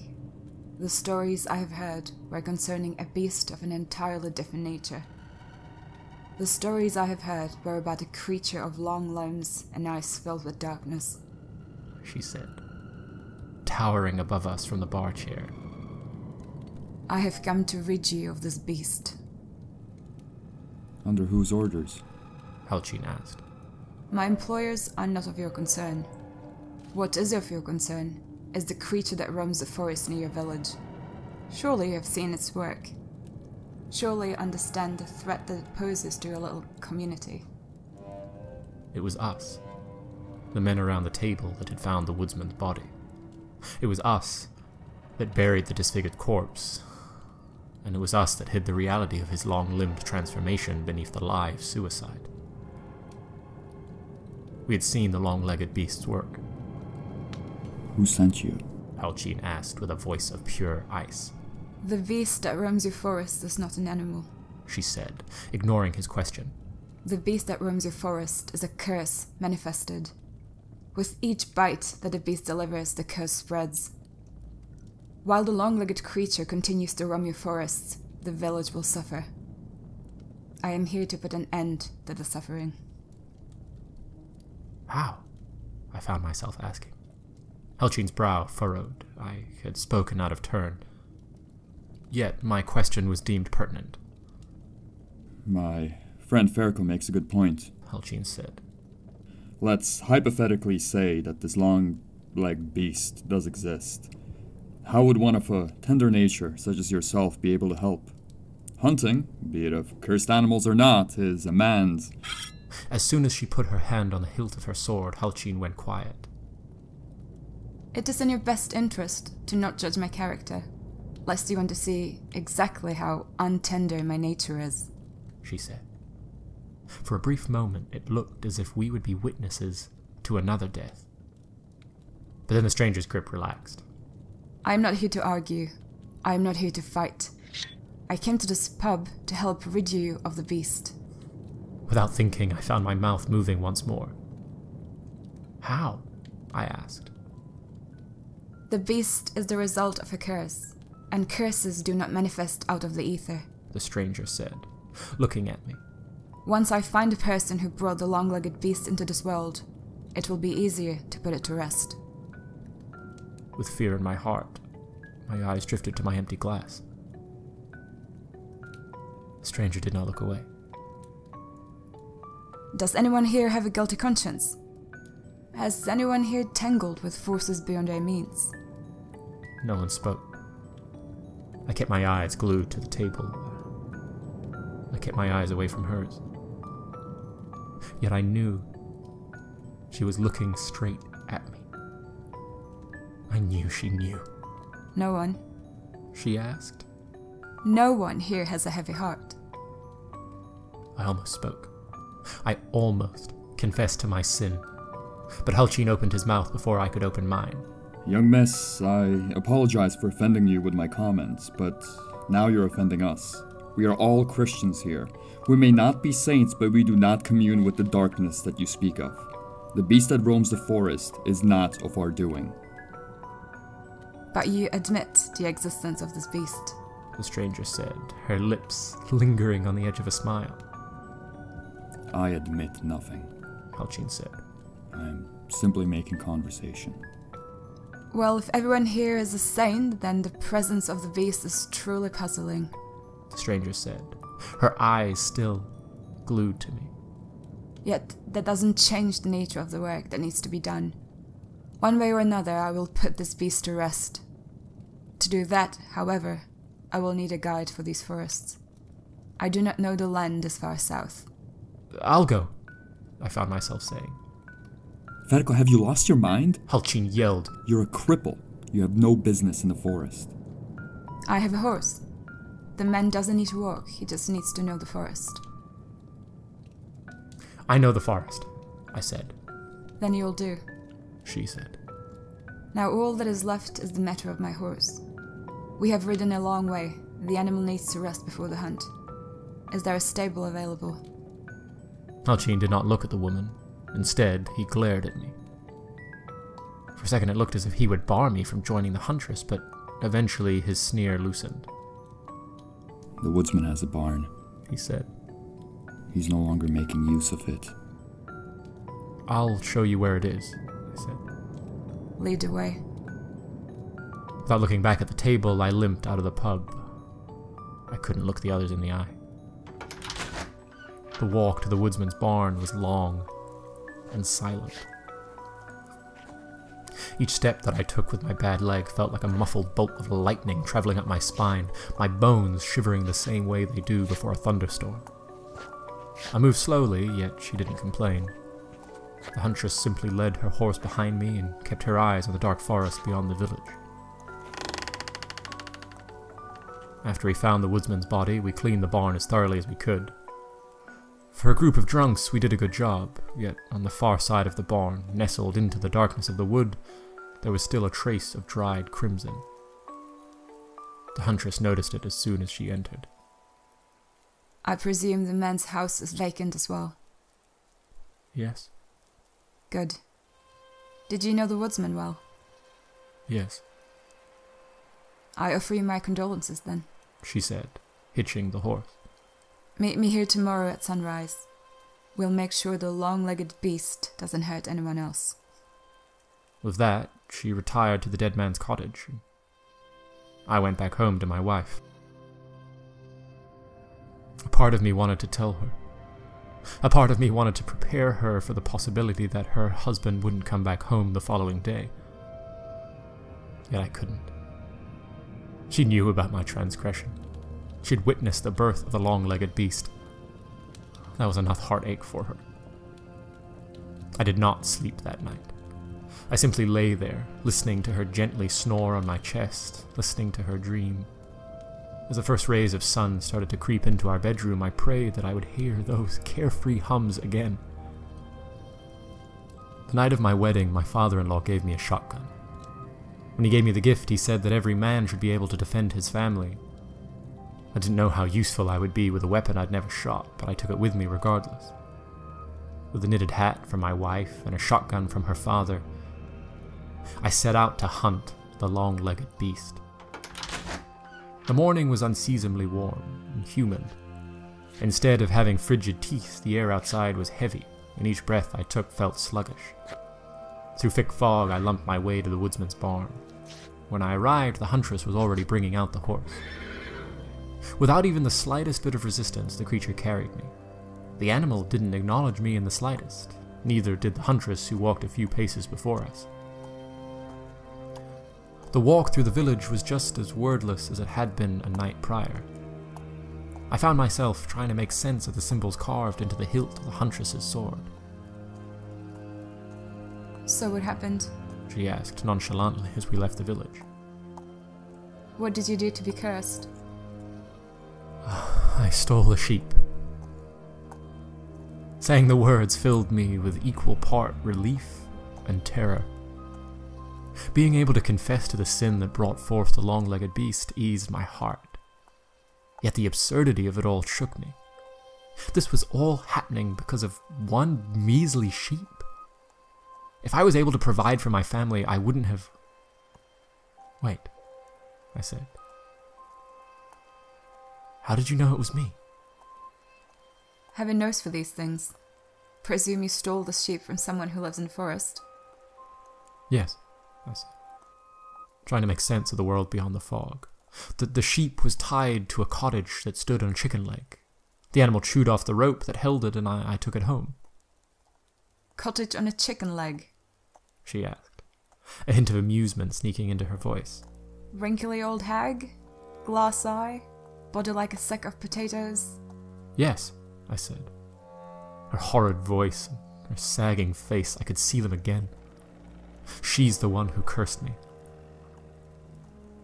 How are her eyebrows? Her eyebrows? Yeah, big and red and drawn on. Like giant crimson birds descending on her beady eyes whenever she blinked. I remembered. Yes. Classic Baba. Presume she asked you for your firstborn in order to forgive the theft. No, I said. She asked for a kiss. The huntress stopped. So did the horse. A kiss? She asked, her voice flat with disbelief. Yes. She said she missed the company of men and would forgive the theft if I gave her a kiss. Should I have kissed her? Would that have... The huntress keeled over in laughter. She found the idea of the hag asking me for a kiss so funny that it stole away her breath. Sorry, she said, trying to compose herself. Just funny seeing how desperate the old girl has gotten.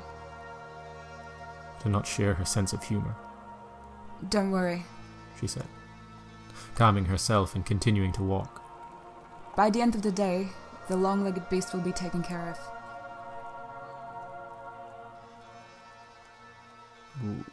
Will I have to... Will I have to kiss the hag? I wasn't joking, but she burst out laughing again. No, she said, clearing tears out of her eyes. No, you won't have to kiss the Baba Yaga. Would the huntsman and his dog still be alive if I'd kissed her? The huntress's smile disappeared. Suddenly, she didn't find the hag's desperation funny. No, she said. Baba is a cruel creature. If you did what she asked of you, she would find a different way to cause suffering. You simply stole a sheep from the wrong person. These things happen. I'm not a thief. The words dropped out of my mouth without my input. Shame rushed through my body like a steel beam through flesh. I used to work construction. I used to be able to provide for my family. If it wasn't for the accident, if I could still work, I wouldn't have never even thought about stealing the animal. You stole the sheep, but you have been punished sufficiently, the huntress said. After today, the long-legged beast won't hurt anyone else. I promise things will turn for the better. The forest path was one of melting snow and mud. Out beyond the fog, I could see the silhouettes of trees, yet the rest of the world was a universe of cloudy grey. The path up to the clearing where I found the cottage was steeper than I remembered, yet both the huntress and her horse walked it with utter ease. Is this the place? She asked, stopping on at the edge of the clearing. Is this the place where you stole the sheep from? I think so. It does look familiar, but I can't see the cottage. Baba never stays in one spot for long, but her creations do. The Long Legged Beast is nearby. She unsheathed her sword and studied it. Even in the dullness of the overcast day, the weapon shimmered with sharpness. There is only one way to break a curse, she said, testing the blade. You have to forgive yourself. A curse stemming from an absolved sin holds little power. The horse suddenly took 3 quick steps forward and continued to walk. I have to forgive myself?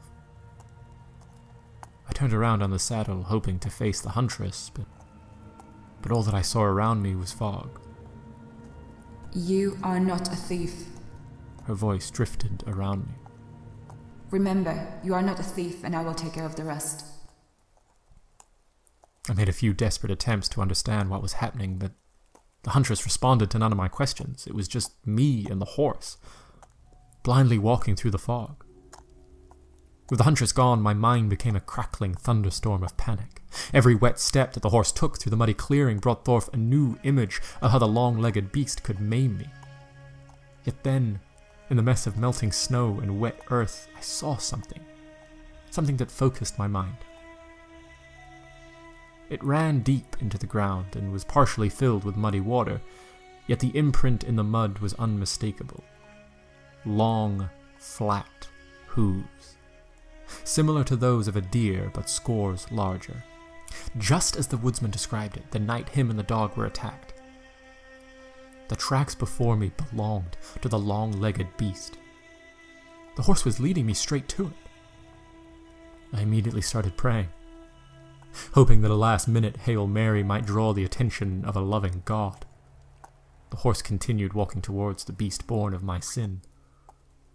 When prayers ran out, I started to rationalize. I started to convince myself that I'd simply taken home a lost sheep, that I would not have stolen the animal if my financial situation had been different. The tracks around us grew sharper, more recent. Somewhere off in the fog, I could hear the sounds of heavy breathing. The beast was near. The horse's ears shot backwards. As calm as the creature had been the entire journey, now even he was nervous. From above us came a series of throaty, pained grunts, and then, out of the fog, emerged 2 massive, pale legs. It wasn't until the horse stopped that I realized it was shaking. Whatever shiver was going through the animal's body passed on to me. I wanted to reach out for the shotgun. I wanted to call for help. I wanted to do something to guarantee my survival, yet all I could do was just sit and stare and shake. The beast's maw descended on me like an unavoidable fever dream. The creature's neck throbbed with an unspeakable power. Chunks of hardened pus dripped out of its sickly jowls, but it was the eyes. It was the eyes that truly struck terror in my being. The long-legged beast stared at me with a look that forced any idea of religion out of my head. If the eyes are a window to the soul, then the creature that stood before me was a towering example of a spirit made of pure spite and malice. Behind those hateful beads of black rested a godless being that wanted nothing more than to see me dead. I opened my mouth to scream, but no words came out. I simply sat on the horse, slack-jawed, the images of the woodsman's long-limbed corpse shaking my soul. The creature let out another unearthly grunt, drizzling me with chunks of foul-smelling spit. I was gonna die. Or worse, I was gonna end up like the woodsman. "I'm not a thief!" I suddenly found myself yelling. "I'm not a thief, and you have no power over me!" The beast's head cocked to the side. For a split second, the hatred in its eyes gave way to confusion. But that confusion soon disappeared. Soon the creature's purple tongue was caressing its yellowed teeth. Whatever forgiveness I'd pried away from the depths of my soul was useless. The curse still held. I was gonna die. With throbbing effort, the long-legged abomination craned its head backwards, preparing for the kill. From the pale curtain of fog, another throaty grunt echoed.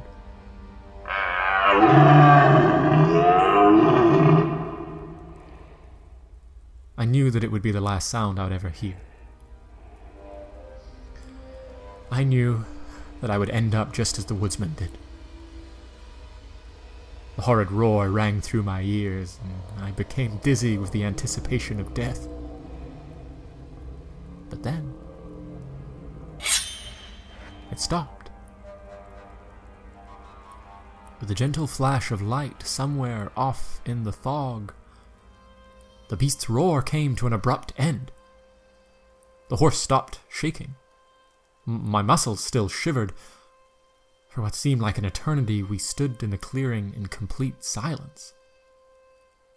But then, the creature's head collapsed in the mud, just a meter or two next to me.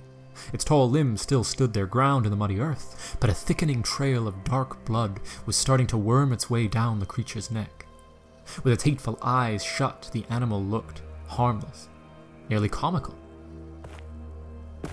Good job, she said, emerging out of the fog. The killing blow bloodied the shine of her sword. With one swipe of a rag, she cleaned the weapon. You can rest easy now. Is it dead? Does it look dead? The fog that had plagued the morning was starting to ease.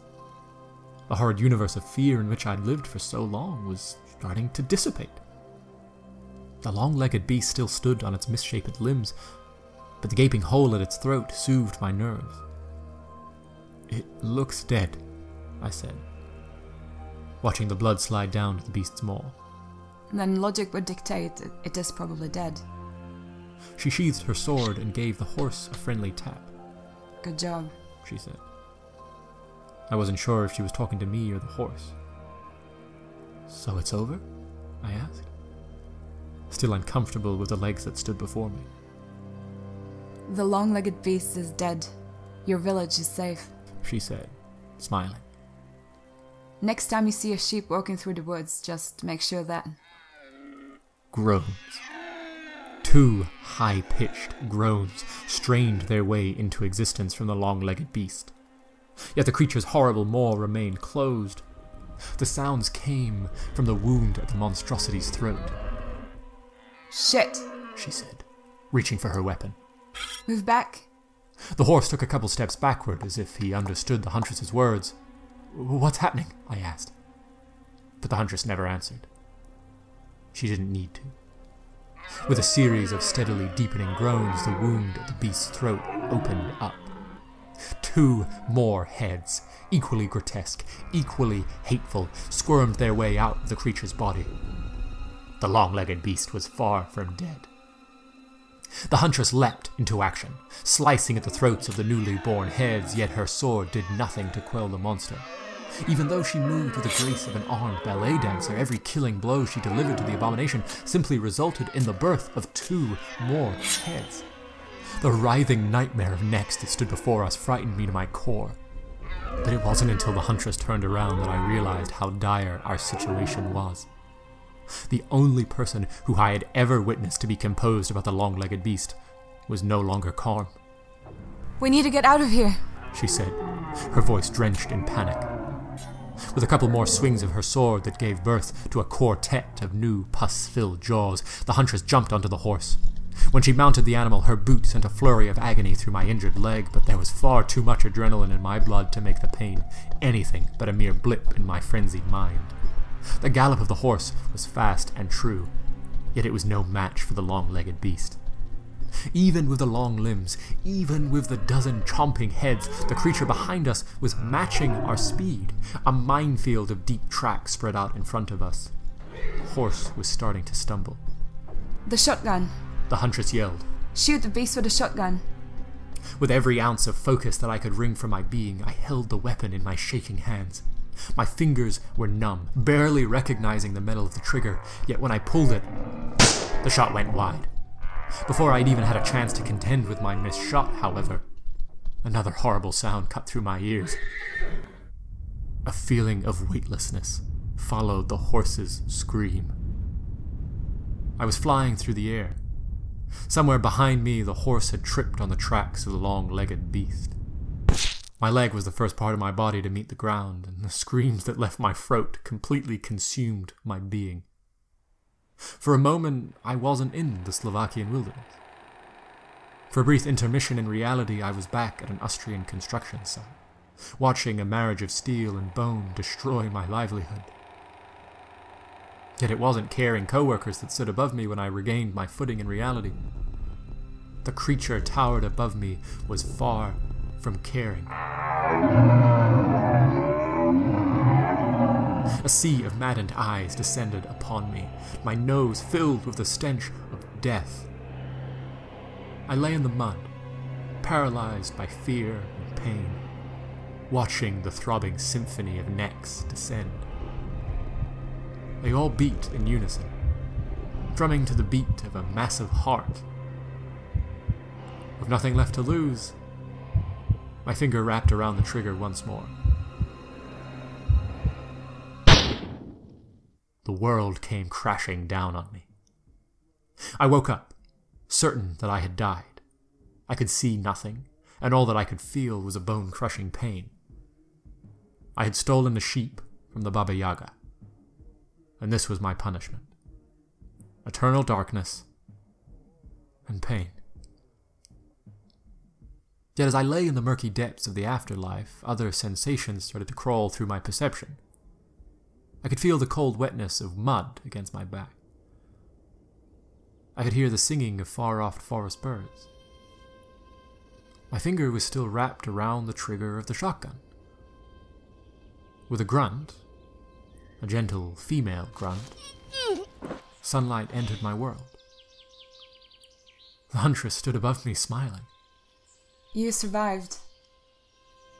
The body of the long-legged beast lay next to me, reeking of death and gunpowder. It's dead, don't worry. Are you sure? She kicked aside a clump of half-grown heads, revealing a jagged shotgun hole where the beast's heart once was. Sure enough, she said. The long-legged beast will no longer harm your village. The curse has been broken. Looks like the killing blow had come from you. Let's take you back to civilization. The sight of the unmoving monstrosity didn't even properly dawn upon me when a new problem presented itself. I couldn't get up. I couldn't feel my legs. My pants were covered in blood, and below the cloth, subtle but crushing, I could see the jagged peaks of crushed bones. It took me more than a year to learn how to walk after a steel beam went through my left leg. The injuries of the hunt were incomparable to my construction site accident. I would never walk again. I can't get up. That's all I managed to say before the tears seized my throat. When all that plagued me was one bad leg, I kept some semblance of a hope in my heart. I kept a token amount of faith that one day I would be able to be gainfully employed and provide for my family. But looking down at my mangled limbs, I knew that I would never work construction again. I knew that I would be a burden to my wife for the rest of our lives. The huntress stood and watched me weep in the mud, occasionally looking at her horse as if he could deal with the situation in her stead. But then, a light bulb went off behind her eyes. Unsheathing her sword, she made her way to the corpse of the long-legged beast. After a brief staccato of broken bones and some wet noises of guts being pushed apart, she re-emerged. In her hands she held a tight glob of green flesh. With nimble fingers she picked out chunks of buckshot out of the beast's heart. Take off your pants, she said. With the sorrow and agony storming through my soul, I had no energy to question or argue. Beneath the cloth, I could see shards of my own bones. I averted my tear-filled eyes and stared at the trees of the Magura forest. At first, I felt nothing. At first, all I felt was a crushing numbness in the part of my body which was no longer my own. But slowly, ever so slowly, I felt it. Like a soft summer wind. Like the gentle wool of the sheep that I had stole.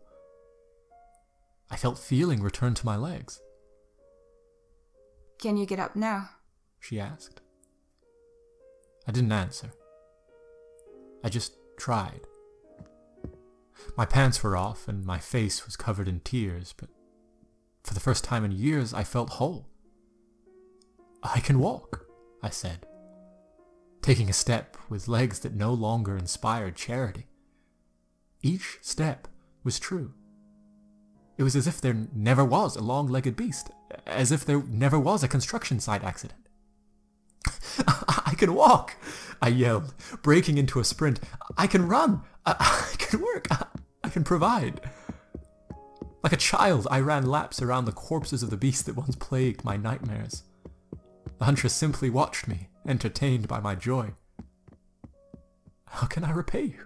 I asked, when my lack of breath finally left me stationary. You've saved me. You've saved my family. I don't know how to give my thanks. My payment has been taken care of by my employers, she said, mounting her horse. But that is a nice hat you're wearing. Without question, I took off the hat and gave it to her. My wife's handiwork seemed to come from a different world than the huntress, but the woman seemed satisfied with her new hat. I hope you don't mind walking home on your own. Not at all. So long then. Wait, I said. You saved me. You saved my family. You saved the whole village, and I know nothing of you. Please, let me treat you to a drink or a meal. I am neither hungry nor thirsty, and there is work to be done. Your thanks is good enough. Travel well, stranger, and may we never meet again. And with that, she was gone. Even though my legs were raging with energy, I couldn't bring myself to walk home. For a while, I just stood in the muddy clearing, tapping my feet to make sure they can still move, trying to make sense of it all.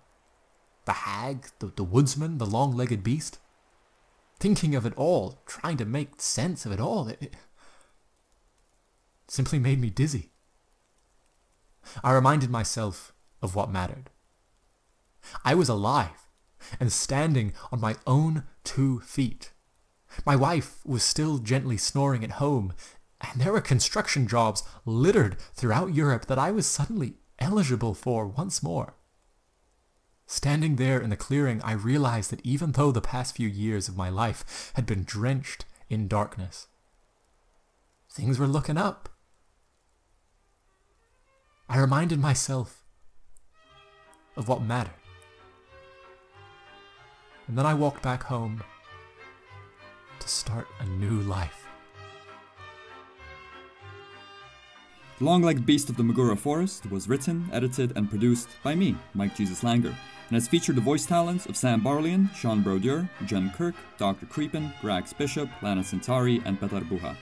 Featuring music from Petr Gabor and The Dark Side of Music, with cover art from Radio Merrill TV. Thank you so much for all of the support. It's a blast reading and responding to your comments. And there is a big announcement coming on Friday, so stay tuned. But for now, that's me. Hope everybody is safe, sane, and healthy out there. See you next week.